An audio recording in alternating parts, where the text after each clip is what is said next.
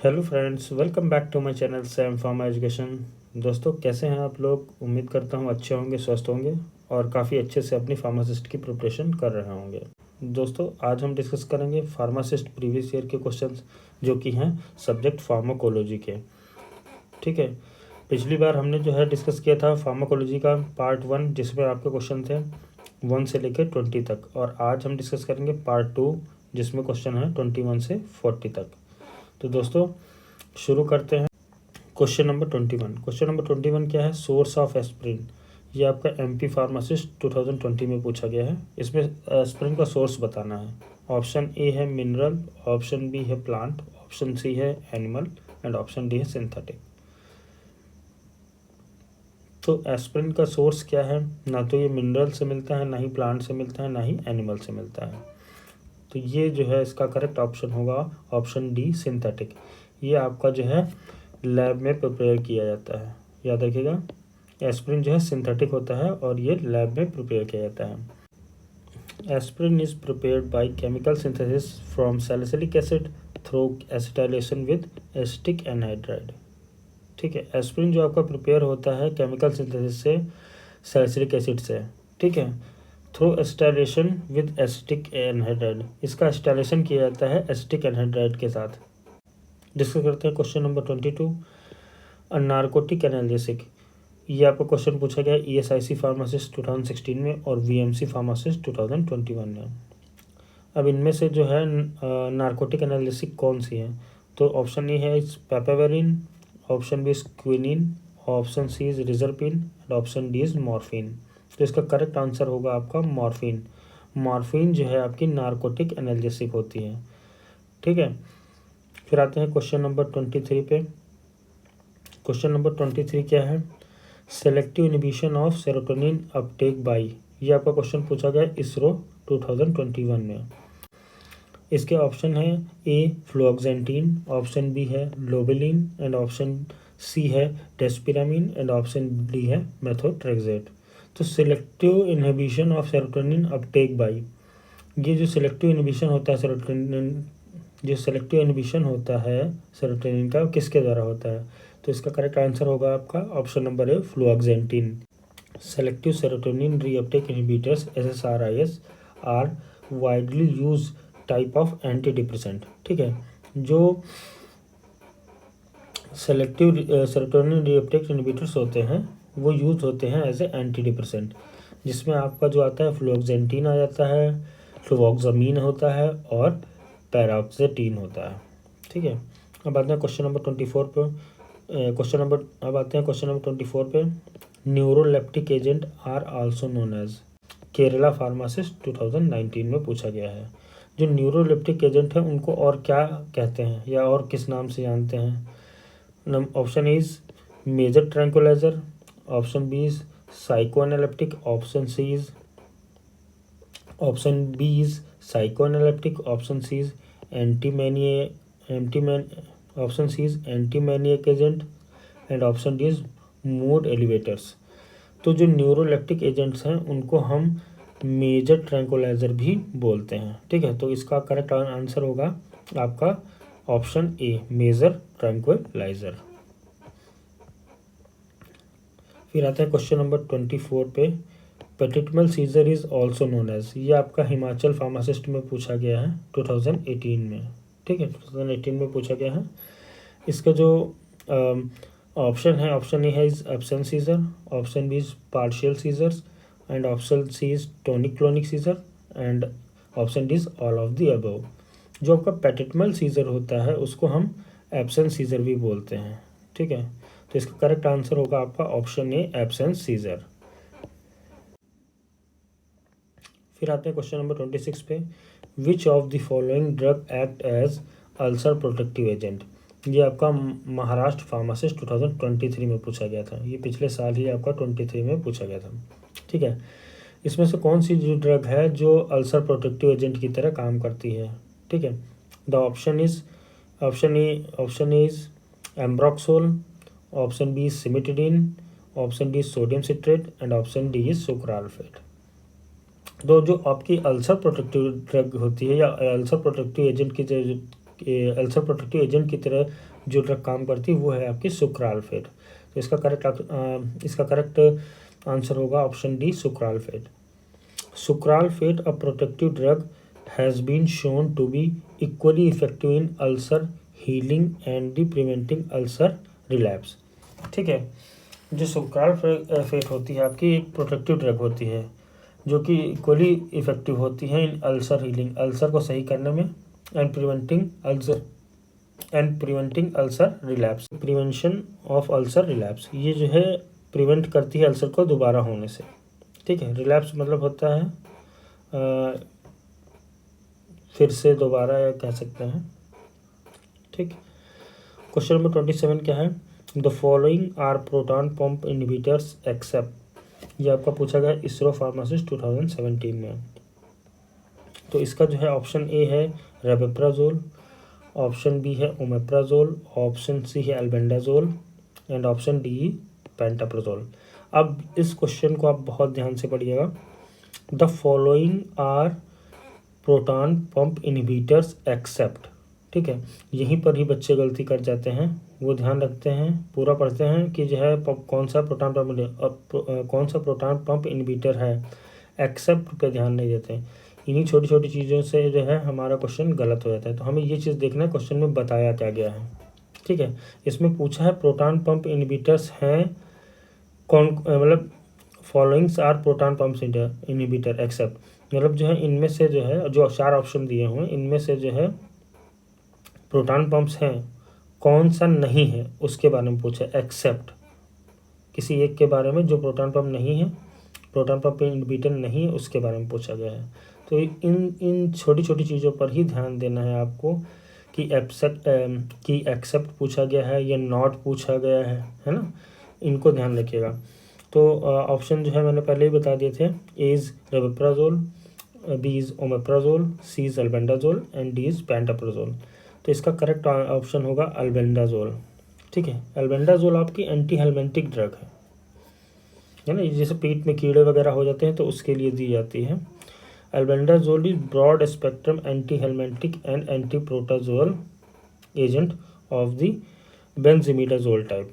ठीक है, ये देखिए लिखा हुआ है एंटी हेलमेंटिक, वही मैंने आपको बताया था ना कि एल्बेंडाजोल एंटी हेलमेंटिक, जैसे पेट वगैरह में कीड़े हो जाते हैं, फ्लैट वॉर्म वगैरह जैसे, उनको जो है मारने के लिए ये एल्बेंडाजोल यूज़ होती है।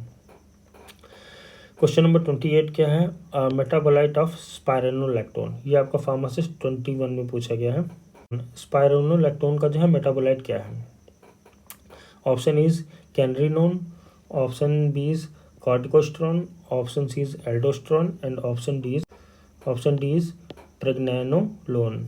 तो इसका करेक्ट आंसर क्या होगा कि स्पाइरोनोलैक्टोन का जो है इसका करेक्ट आंसर क्या होगा कि स्पाइरोनोलैक्टोन का जो है मेटाबोलाइट होता है आपका कैनरिनोन।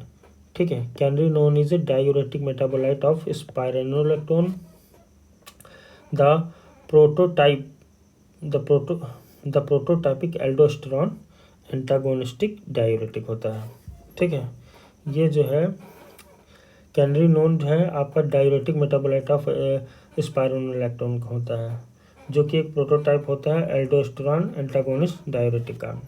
फिर आते हैं आपका क्वेश्चन नंबर 29, कैप्टोप्रिलिज़ैन। ठीक है, कैप्टोप्रिल क्या है? ये आपका पूछा गया CGHS 2018 में और ESIC फार्मासिस्ट 2019 में। Option is angiotensin antagonist, option B CCB को बोलते हैं कैल्शियम चैनल ब्लॉकर्स, और फिर आता है option C is ACE inhibitor. ACE क्या होता है आपका? Angiotensin converting enzyme inhibitor.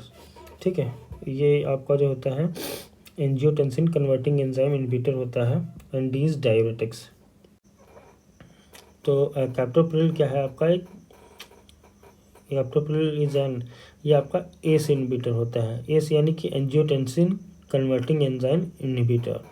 इसका करेक्ट आंसर होगा आपका option C, ACE inhibitor.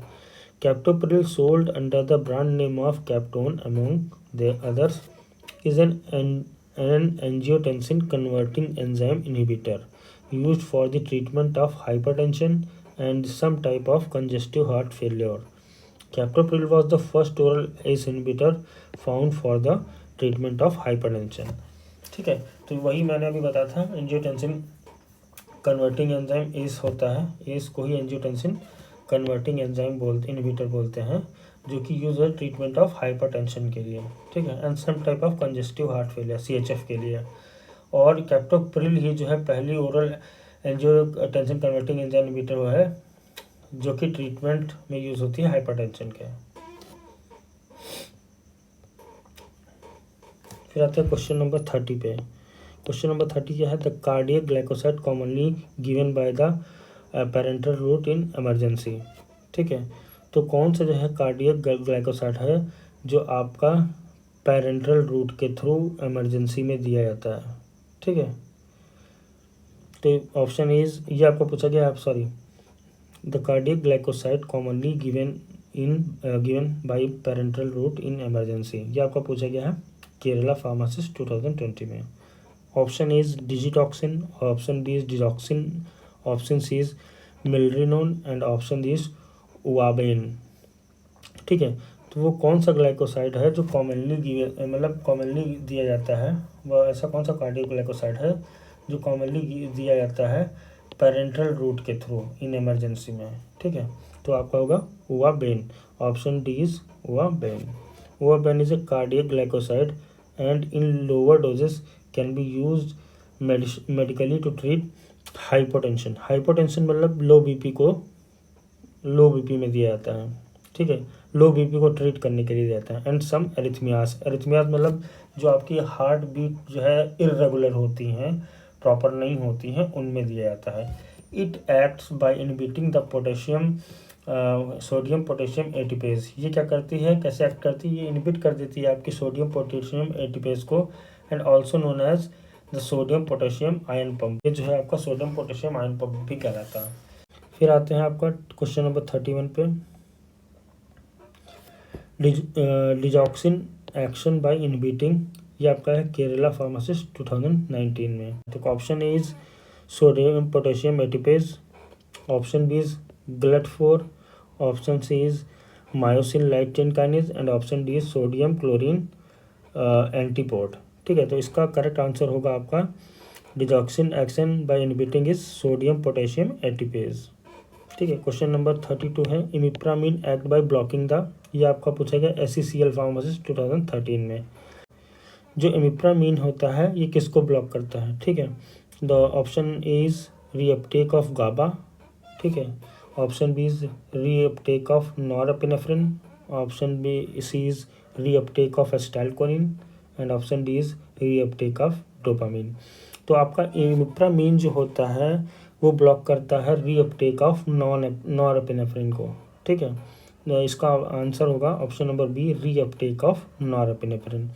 इमिप्रामिन work by inhibiting the neural reuptake of neurotransmitter norepinephrine and serotonin 5-10, ठीक है। इमिप्रामिन वर्क करता है, इनहिबिट कर देता है आपको, इमिप्रामिन क्या करता है, इनहिबिट कर देता है neural reuptake of neurotransmitters norepinephrine और आपका सेरोटोनिन 5-10, ठीक है।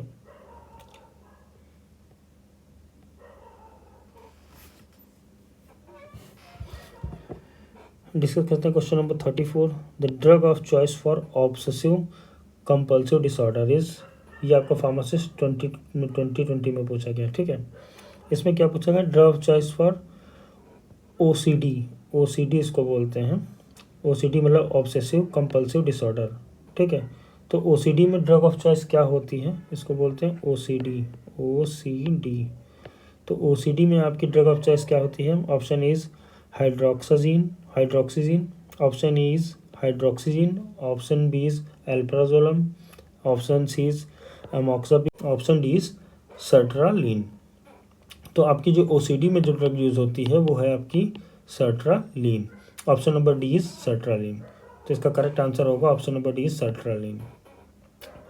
क्वेश्चन नंबर 35 क्या है, एंजियोलिटिक्स आर यूज टू ट्रीट, एंजियोलिटिक्स जो है किस चीज़ को ट्रीट करने के लिए यूज होते हैं, ये आपका पूछा गया है महाराष्ट्र फार्मासिस्ट 2021 में। ऑप्शन इज साइकोसिस, option B is narcolepsy, option C is neurosis and option D is bipolar disorder. तो आपका जो एंजियोलिटिक्स होते हैं ये यूज़ होते हैं for the use to treat, ये यूज़ होते हैं ट्रीटमेंट ऑफ बाइपोलर डिसऑर्डर। जो एंक्सोलिटिक्स यूज़ होते हैं बाइपोलर डिसऑर्डर के ट्रीटमेंट के लिए यूज़ होते हैं। इसका ऑप्शन होगा ऑप्शन नंबर डी। डिस्कस करते question number 36। All the following general anaesthetics are administered IV except. देखिए ये चीज़ फिर यहाँ पे आ गई एक्सेप्ट, ठीक है। ये आपका पूछा गया है केरला फार्मासिस्ट 2015 में। हम लोग ज़्यादातर जो है स्टूडेंट्स कहाँ फंसते हैं, इन्हीं सभी चीज़ों पे। एक्सेप्ट पे ध्यान नहीं देते हैं, वो क्या करते हैं खाली इतना नोटिस करते हैं क्या है पूछा गया है कि general anaesthetics are administered IV। उनको क्या लगा कि हाँ खाली IV बताना है, इसके ऊपर ध्यान ही नहीं दिया, ठीक। तो हमें पहले सबसे पहले क्वेश्चन को बहुत ध्यान से पढ़ना है, तो तब उसके बाद जो है देखना है कि क्या कौन कौन से ऑप्शन दिए हैं, उसके बाद जो हमें उसका आंसर देना है। All of the following general anaesthetics are administered IV except, ठीक है। इसको दिमाग में रखिएगा, except. A is halothane, B is propofol, C is ketamine and D is thiopentone sodium, ठीक है। तो आपका केटामाइन आप हो गया IV के थ्रू दे सकते हैं, प्रोपोफोल आपका IV के थ्रू दे सकते हैं, और थायोपेंटोन सोडियम भी आपका दे सकते हैं IV के थ्रू, ठीक है। बट हेलोथेन क्या है? हेलोथेन आपका इन्हेलेशन एनेस्थेटिक है, ये एक गैस होती है, ठीक है। हेलोथेन ये गैस होती है, गैस फॉर्म में होती है, गैस फॉर्म, ठीक है। इसको हम यूज़ करते हैं एज ए इन्हेलेशन एनेस्थेटिक के रूप में, ठीक है। तो इसका करेक्ट आंसर होगा option A halothane. Halothane is general inhalation anaesthetic used for the induction and maintenance of general anaesthesia, ठीक है। देखिए मैंने अभी बताया था आपसे कि हेलोथेन जो है आपका इन्हेलेशन एनेस्थेटिक होता है, जो कि यूज़ होता है इंडक्शन मतलब बढ़ा देना, और मेंटेन मतलब बनाए रखना। इंडक्शन मतलब बढ़ाने और मेंटेन मतलब बनाए रखने के लिए यूज़ होता है जनरल एनेस्थीसिया को, ठीक है। अब आते हैं क्वेश्चन नंबर 37 पे। The primary mechanism of action of local anaesthetic is blockage of, ये आपका पूछा गया इसरो 2017 में। इसमें क्या पूछा गया कि प्राइमरी मैकेनिज्म क्या होता है लोकल एनेस्थेटिक का, वो किसको ब्लॉक करता है, ठीक है। तो option A is potassium channel, option B sodium channel, option C is calcium channel and option D is all of the above. तो दोस्तों ये याद रखिए लोकल एनेस्थेटिक जो है हमेशा ब्लॉक करता है आपका सोडियम चैनल को, ठीक है। तो इसका करेक्ट आंसर होगा option B sodium channel. Question number 38। Mini pill contains, ये आपका राजस्थान फार्मासिस्ट 2012 में पूछा गया था। मिनी पिल क्या कंटेन करती हैं? Option is non hormonal contents, option B oestrogen, option C oestrogen and progesterone and option D is progesterone. तो याद रखिएगा मिनी पिल्स कंटेन करती हैं आपका प्रोजेस्ट्रॉन को, ऑप्शन नंबर डी प्रोजेस्ट्रॉन को जो है मिनी पिल्स कंटेन करते हैं, mini pill. Question number 39। Example of sulphonyl urea is, ये आपका CGHS बेंगलोर 19 में पूछा गया और ESIC 2016 में पूछा गया है। Option is repaglinide, option is repaglinide, option C is gliclazide, option B is gliclazide, option C is metformin and option D is rosiglitazone, ठीक है। सल्फोनिल यूरिया का एग्जाम्पल क्या है हमें ये बताना है, ठीक है। सल्फोनिल यूरिया का एग्जाम्पल क्या है हमें ये बताना है। तो इसका करेक्ट आंसर होगा आपका ग्लिक्लाजाइड। तो आपका करेक्ट आंसर होगा इसका gliclazide. Gliclazide is used to treat type 2 diabetes. Type 2 diabetes मतलब हाइपरग्लाइसीमिया में, ठीक है। It is the medicine known as a sulfonylurea. Sulfonylurea increases the amount of insulin your pancreas make this lower your blood sugar, ठीक है। Sulfonylurea क्या करती है increase the amount of insulin your pancreas makes, ठीक है। ये क्या sulphonyl urea क्या करती है, ये इंक्रीज कर देती है अमाउंट ऑफ इंसुलिन को जो कि पैंक्रियाज बनाता है, ठीक है। This lower your blood sugar. और ये ग्लिक्लाजाइड जो होता है ये क्या करता है आपका लोअर कम कर देता है आपको जो बॉडी में जो है शुगर लेवल होता है उसको कम कर देता है। क्वेश्चन नंबर 14 क्या है? मेटफॉर्मिन इज, ये आपका इसरो 2017 में पूछा गया। मेटफॉर्मिन क्या है? Metformin is, option is sulfonylurea, option B is biguanide, option C is alpha glucosidase inhibitor and option D is none of these. तो मेटफॉर्मिन आपका जो है बिगोनाइड में आता है, ठीक है। इसका करेक्ट आंसर होगा option number metformin is biguanide. The correct answer is biguanide, biguanide. Metformin classified as a biguanide drug effectively lower blood glucose level by decreasing the glucose production in the liver, diminishing the intestinal absorption and enhancing insulin sensitivity. Metformin क्या है? ये बिगोनाइड classification में आता है। ये effectively क्या करता है?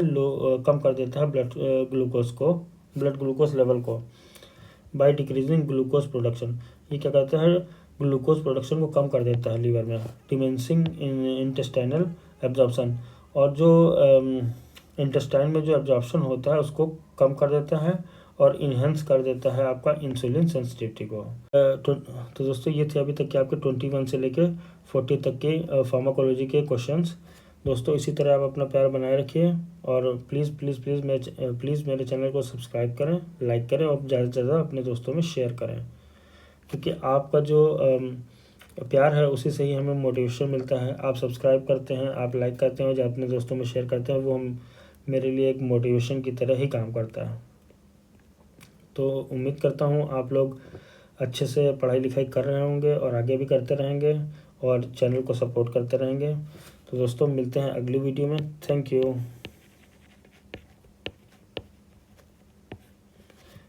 प्लीज़